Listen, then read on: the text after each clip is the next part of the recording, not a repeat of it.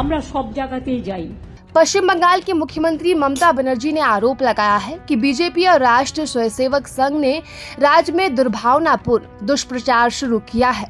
ममता ने लोगों से शांति बनाए रखने की अपील की है। मुख्यमंत्री ने कहा कि बहुसंख्यक और अल्पसंख्यक समुदायों को एक दूसरे का ख्याल रखना चाहिए। मुर्शिदाबाद में हुई हिंसा का जिक्र करते हुए उन्होंने कहा कि ये ताकतें उकसावे पर हुई एक दुर्भाग्यपूर्ण घटना के पृष्ठभूमि का इस्तेमाल कर रही है।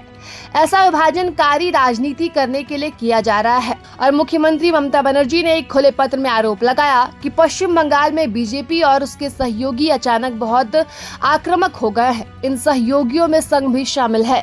मैंने पहले संघ का नाम नहीं लिया था, लेकिन अब मुझे उसका नाम बताने के लिए मजबूर होना पड़ रहा है। इन सभी ने मिलकर राज्य में दुष्प्रचार अभियान शुरू किया। ममता ने कहा कि ये ताकतें उकसावे पर हुई एक दुर्भाग्यपूर्ण घटना की पृष्ठभूमि का इस्तेमाल कर रही है।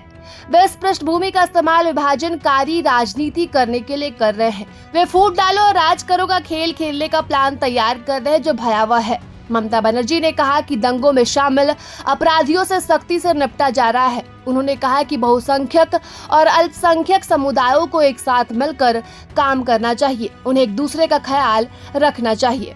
बताया कि पश्चिम बंगाल के मुर्शिदाबाद जिले के बेतबोना के ग्रामीणों ने शनिवार को नाराज होकर सड़क जाम कर दिया। उनका आरोप था कि राज्यपाल सीवी आनंद बोस का काफिला उनकी शिकायतें सुने बिना उनके इलाके से गुजर गया। प्रदर्शनकारियों ने तब तक अपना विरोध जारी रखा जब तक राज्यपाल उनसे मिलने के लिए वापस नहीं आ गए।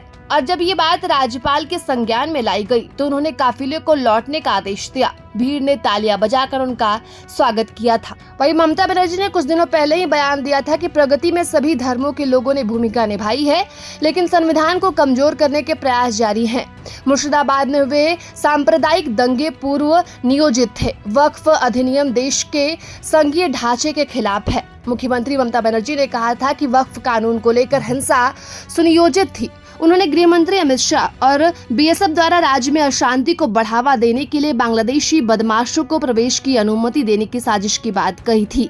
और कोलकाता में मुस्लिम मौलवी के साथ एक बैठक में तृणमूल कांग्रेस प्रमुख ने उन्हें आश्वासन दिया कि उनकी पार्टी वक्फ कानून के खिलाफ लड़ाई में सबसे आगे है। वहीं उनसे शांतिपूर्ण विरोध प्रदर्शन में शामिल होने का आग्रह किया गया। ममता ने कहा था कि मैं प्रधानमंत्री से आग्रह करती हूं, उन्हें गृह मंत्री अमित शाह पर लगाम लगानी चाहिए। वे हमारे खिलाफ साजिश रचने के लिए सभी एजेंसियों का इस्तेमाल कर रहे हैं।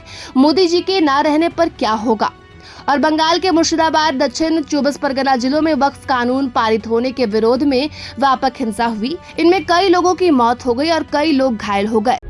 प्रभातखबर.com, विश्वास वही, रफ्तार नहीं।